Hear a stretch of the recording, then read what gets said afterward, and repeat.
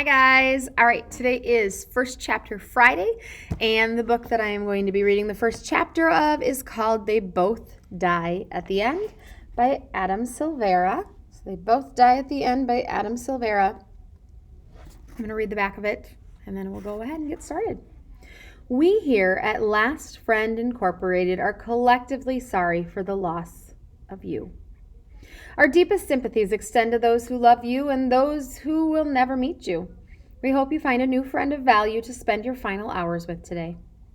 On September 5th, a little after midnight, Deathcast calls Mateo Torres and Rufus Emeterio to deliver some bad news. They're going to die in less than 24 hours. Mateo and Rufus are total strangers, but for different reasons. They're both looking to make a new friend on their end day. The good news is there's an app for that. It's called Last Friend. And through it, Rufus and Mateo meet up for one final epic adventure to live a lifetime in a single day. Okay, so remember, listen to the first chapter. Go ahead and fill out your First Chapter Friday in the Mormon Mission. Don't forget that bottom part that says weekly reflection. I absolutely love reading that. And then go ahead and press submit. All right, so here we go.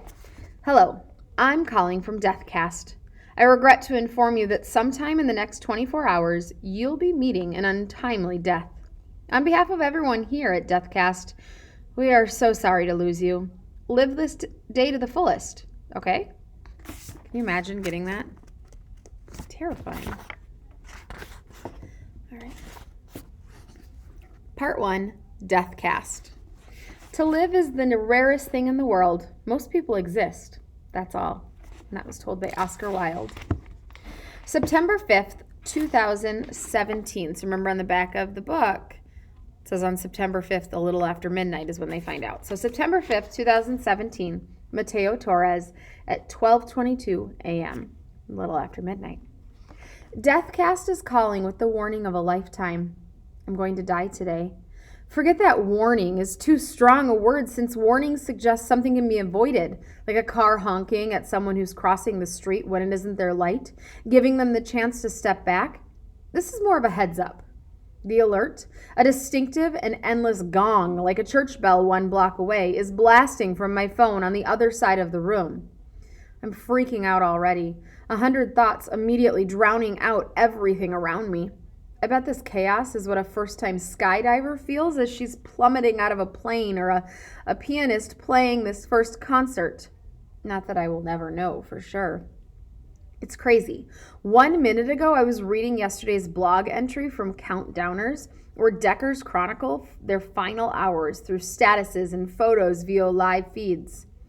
This particular one about a college junior trying to find a home for his golden retriever. And now, I'm going to die. Yes.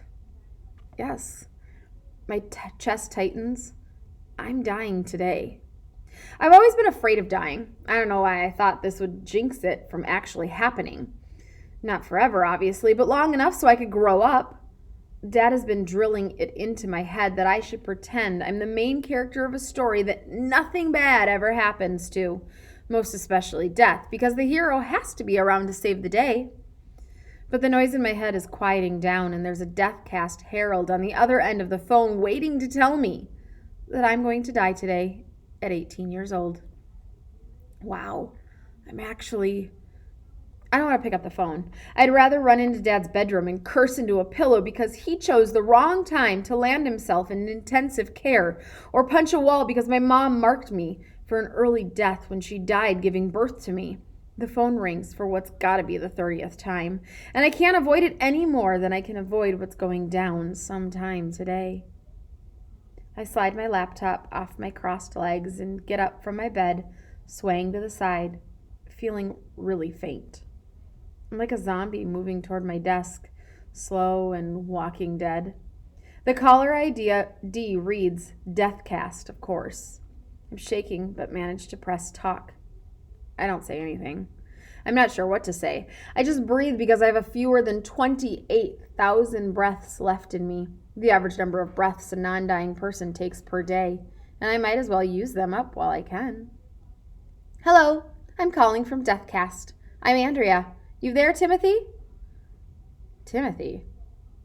My name is not Timothy. You've got the wrong person, I tell Andrea. My heart settles down, even though I feel for this Timothy person. I truly do. My name is Mateo. I got the name from my father, and he wants me to pass it down eventually. Now I can, if having a kid is a thing that happens for me. Computer kids are tapping on her end, probably correcting the entry or something in her database. Oh, apologies. Timothy is the gentleman I just got off the phone with. He didn't take the news very well. Poor thing. You're Mateo Torres, right? And just like that, my last hope is obliterated. Mateo, kindly confirmed. This is indeed you? I'm afraid I have many other calls to make tonight. I always imagine my Herald, their official name, not mine, would sound sympathetic and ease me into the news, maybe even harp on how it's especially tragic because I'm so young. To be honest, I would have been okay with her being chipper, telling me how I should have fun and make the most of the day since at least I know what's going to happen, but that way I'm not stuck at home starting 1,000-piece puzzles I'll never finish. But this Herald makes me feel like I should stop wasting her time because unlike me, she has so much of it. Okay, Mateo's me. I'm Mateo. Mateo, I regret to inform you that sometime in the next 24 hours you'll be meeting an untimely death. And while there isn't anything we can do to suspend that, you still have a chance to live. The Herald goes on about how life isn't always fair and then lists some events I could participate in today. I shouldn't be mad at her, but it's obvious she's bored reciting these lines that have been burned into memory from telling hundreds, maybe thousands, about how they'll soon be dead.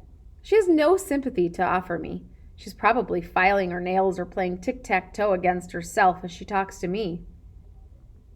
On Count Downers, Deckers post entries about everything from their phone call to how they're spending their end day. It's basically Twitter for Deckers, so I'm going to stop here. There's a website called Count Downers, and those are the people that are counting down what they're doing and how much longer they have to live. And those people that have been told that they are going to die, those are called Deckers. And then the day that they are going to die is called an end day.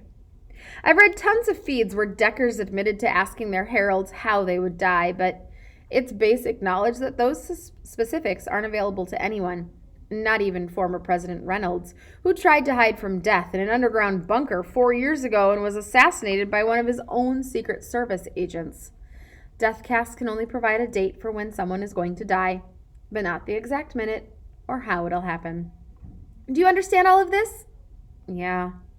Log on to deathcast.com and fill out any special requests you may have for your funeral in addition to the inscription you'd like engraved on your headstone. Or perhaps you would like to be cremated, in which case... I've only ever been to one funeral. My grandmother died when I was 7, and at her funeral I threw a tantrum because she wasn't waking up. Fast forward 5 years when Deathcast came into the picture, and suddenly everyone was awake at their own funerals? Having the chance to say goodbye before you die is an incredible opportunity, but isn't that the time better spent actually living? Maybe I would feel differently if I could count on people showing up to my funeral, if I had more friends than I do fingers. So wait a minute, did you hear that? Fast forward 5 years when Deathcast, so when he was 7, plus 5, when he was 13. Deathcast is when that was created, so it hasn't always been like this where they call you and tell you. And Timothy, on behalf of everyone here at Deathcast, we are so sorry to lose you. Live this day to your fullest, okay? I'm Mateo. Oh, sorry about that, Mateo. I'm mortified. It's been a long day, and these calls are so stressful, and... I hang up, which is rude. I know. But I can't listen to someone tell me what a stressful day she's been having when I might drop dead in the next hour or even the next 10 minutes. I could choke on a cough drop. I could leave my apartment to do something with myself and fall down the stairs and snap my neck before I even made it outside. Someone could break in and murder me. The only thing I can confidently rule out is dying of old age. I sink to the floor on my knees. It's all ending today. And there's absolutely nothing I can do about it. I can't journey across dragon-infested lands to retrieve scepters that can halt death. I can't hop into a flying carpet in search of genie to grant my wish for a full and simple life. I could maybe find some mad scientist to cryogenically freeze me, but chances are I'd die in the middle of that wacky experiment. Death is inevitable for everyone, and it's absolutely for me today. The list of people I will miss if the dead can miss anyone, is so short I shouldn't even call it a list. There's Dad, for doing his best. My best friend, Lydia, for not only not ignoring me in the hallways, but for actually sitting down across from me in lunch, partnering with me in earth science and talking to me about how she wants to become an environmentalist who will save the world, and I can repay her by living in it. And that's it. If someone were interested in my list of people I won't miss, I'd have nothing for them. No one has ever wronged me, and I even get why people didn't take a shot on me. I really do. I'm such a paranoid mess. The few times I was invited to do something fun with classmates, like roller skating in the park or going for a drive late at night, I bowed out because we might be setting ourselves up for death. Maybe. I guess what I'll miss most are the wasted opportunities to live my life and the lost potential to make great friends with everyone I sat next to for the last 4 years. I'll miss how we never got to bond over sleepovers where everyone stayed up and played Xbox, Infinity, and board games all night, all because I was too scared. The number one person I'll miss the most is future Mateo, who maybe loosened up and lived. It's hard to picture him clearly, but I imagine future Mateo trying out new things, getting a driver's license, hopping on a plane to Puerto Rico to learn more about his roots. Maybe he's dating someone, or maybe he likes their company. He probably plays piano for his friends, sings in front of them, and he would definitely have a crowded funeral service, one that would stretch over an entire weekend after he's gone. But where the room is packed with new people who didn't get a chance to hug him one last time. Future Mateo would have a longer list of friends that he'd miss. But I will never grow up to be future Mateo.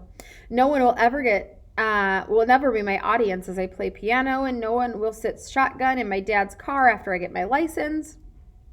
I'll never fight with friends over who gets the better bowling shoes or who gets to be Wolverine when we play video games. I collapse back onto the floor, thinking about how it's do or die now. Not even that. Do and then die. So this whole entire book is written, you can kind of see here, by time. Whoa, where'd it go? By time. Because remember, he only has 24 hours to live. So then there's another one. The first one said 1242. This one says 1256. So he's kind of going through. We'll learn about the second character, Rufus. Because remember, the two of them, Mateo and Rufus, meet up on this app to kind of be friends, last friend in their last time. So if this is a book that sounds interesting to you, I think I have a couple copies of this. I know that they have it in the library or at the Farmington Library or the Dakota County Library System, but they both died at the end. Fill out your Mormon mission, click submit, and I'll see you soon.